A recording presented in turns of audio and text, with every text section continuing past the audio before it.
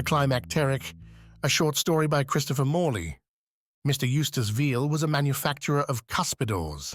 His beautiful factory was one of the finest of its kind, equipped with complete automatic sprinklers, wire-glass windows, cafeteria on the top floor, pensions for superannuated employees, rosewood director's dining room, mottos from Orison's Sweat Marden on the weekly pay envelopes, and a clever young man in tortoise-shell spectacles hired at $80 a week to write the house organ, which was called El Cuspidorado.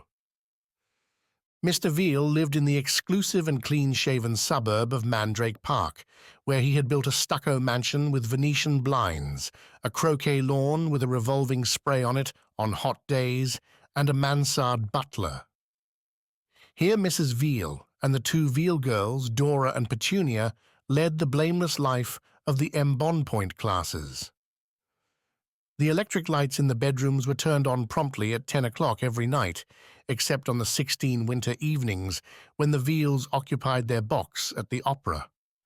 During Rigoletto or Pagliacci, the uncomplaining Mr. Veal would sit in silence with his head against the thick red velvet curtain at the back of the box, thinking up new ways to get an order for 10,000 nickel-plated seamless number 13s from the Pullman Company. Mr. Veal, hampered as he was by the restrictions of success, was still full of the enjoyment of life. He had written a little brochure on the cuspidor, its use and abuse. Since the times of the pharaohs, which was very well spoken of in the trade. A Morocco-bound copy lay on the console table in Mrs. Veal's salon. It was he who invented the papier-mâché spittoon and the collapsible paper companion for traveling salesmen. It was he who had presented a solid silver spittoon de luxe to the King of Siam when that worthy visited the United States. And it was his idea, too, to name the beautiful shining brass model, especially recommended for hotel lobbies, El Cuspidorado. This was a stroke of imaginative genius, and several rival manufacturers wept because they had not thought of it first. The spittoon magnate's habits were regular and sane. He rose by alarm clock at 7. He bathed, shaved, brushed his teeth with the vertical motion recommended by the toothbrush advertisers, breakfasted on cereal and cream and poached eggs with 1 cup of strong coffee, walked leisurely to the station, bought a paper, and caught the 8.13 train. He avoided the other men who wanted him to sit with them, took the 5th chair on the left-hand side of the smoking car, and just as the train started, he lit his first cigar. His commutation ticket was always ready for the conductor to punch. He never kept others waiting, just as he hated to be kept waiting himself. After his ticket had been punched and put back into an alligator-hide pocketbook, he opened the paper and studied it faithfully until the train got to the terminal. At the factory, Meister Veal's routine was equally well ordered and uniform. At 9 o'clock he reached his private office, greeted his secretary, and ran over the morning mail, which had been opened and lay on his desk. Then he went through his dictation, which was carefully, even if not grammatically, accomplished. The sales reports for the preceding day were brought to him. Then he discussed any matters requiring attention with his department heads, calling them in one by one. At 12:15, he walked up to the Manufacturers' Club for lunch, after which he played 1 game of pool. He was back at the office by 2:30 and gave his passionate and devoted attention to the salivary needs of the nation until 5 o'clock. He caught the 5.23 train back to Mandrake Park, sitting on the right-hand side of the smoker where the setting sun would not dazzle on his newspaper.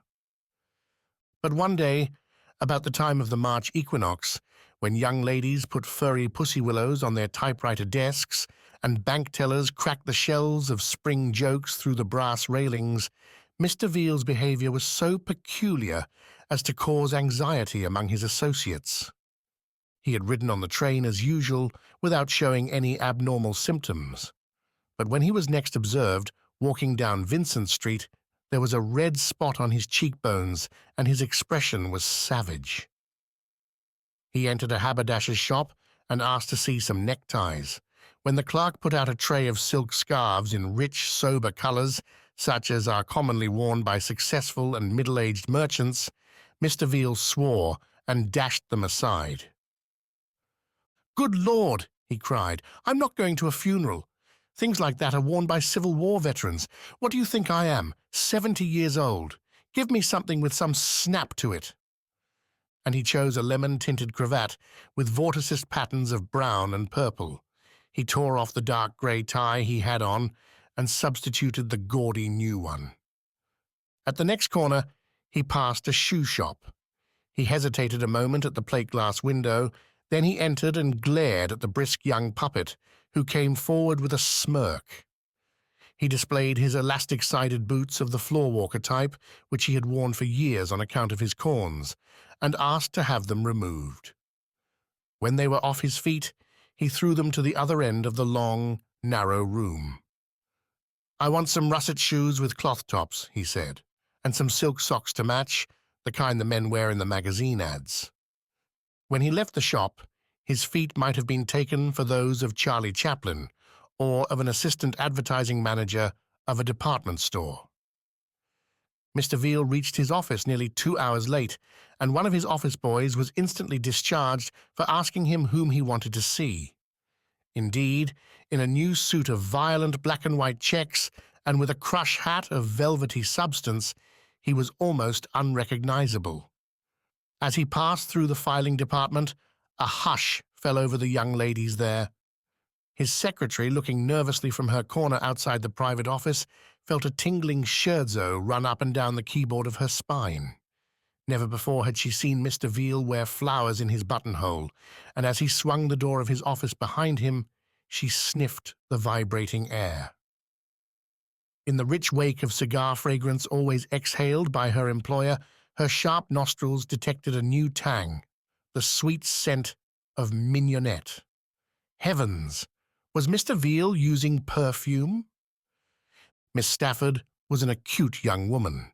She had long been waiting the adroit moment to push her employer for a raise, which was indeed due her. She determined that this was the psychological day. When the sign of the ram is ascendant in the zodiac, let employers tremble. This is when even the most faithful and long-enduring wage-earner dreams seditiously of a fatter manila envelope. Miss Stafford's typewriter had sung like a zither for a number of years. She had orchestrated many curious harmonies on it, and now she had reached the point where she was almost as indispensable to the business as Mr. Veal himself. She was carrying what the efficiency dopesters call the peak load. The buzzer buzzed, and Miss Stafford hastened to the private office, nerving herself to throw cantilevers across the Rubicon. To her surprise, Mr. Veal, instead of sitting glowering over the morning mail, was standing by the window, throwing a paper weight in the air and failing to catch it. The sunlight blazing through the large windows seemed to surround his emphatic clothes with a prismatic fringe. To her amazement, instead of the customary brief and reserved greeting, he said, "Hello, Miss Stafford. Great weather, eh? Sorry I'm late, but I just couldn't keep my schedule this morning. Went out to buy myself some golf clubs. I think I'd better take up the game, don't you?" He made a swing at an imaginary golf ball and slipped on the polished floor, nearly falling down. He recovered himself. "Here's some flowers for you," he said, taking a bunch of daffodils from the desk. "Daffy-down-dillies, as the poets call 'em. Lovely flowers, hey? Now comes in the sweet of the year. What ho!" He advanced toward her, and for one extraordinary moment she thought he was about to chuck her under the chin. "Ask Mr. Foster to come in," he said. "Mr. Veal," she said nervously, "there's just one thing. I wanted to ask you about my salary. Don't you think, I think it seems to me about time I had a raise. I've been here—" "Bless my soul," he said. "I never thought of it. Why, of course you're right. Miss Stafford, How old would you say I am? Miss Stafford knew perfectly well that he was 55, but she had learned the cunning of all women who have to manage men, whether those men be husbands, employers, or ticket scalpers. Why, Mr. Veal, in a good light and in your new suit, I should say about 39. What are you getting now, Miss Stafford? $30. Tell Mr. Mason to double it. The feminine mind moves in rapid zigzags, and Miss Stafford's first conscious and coherent thought was of a certain woolen sports suit she had seen in a window on Vincent Street, marked $50. And by the way, said Mr. Veal, when you see Mr. Mason, tell him I've got a new motto for next week's pay envelopes. Here it is. I found it in the paper this morning. I don't know who wrote it. Better have him credit it to Orison Sweat Marden. He handed her a slip of paper on which he had copied out.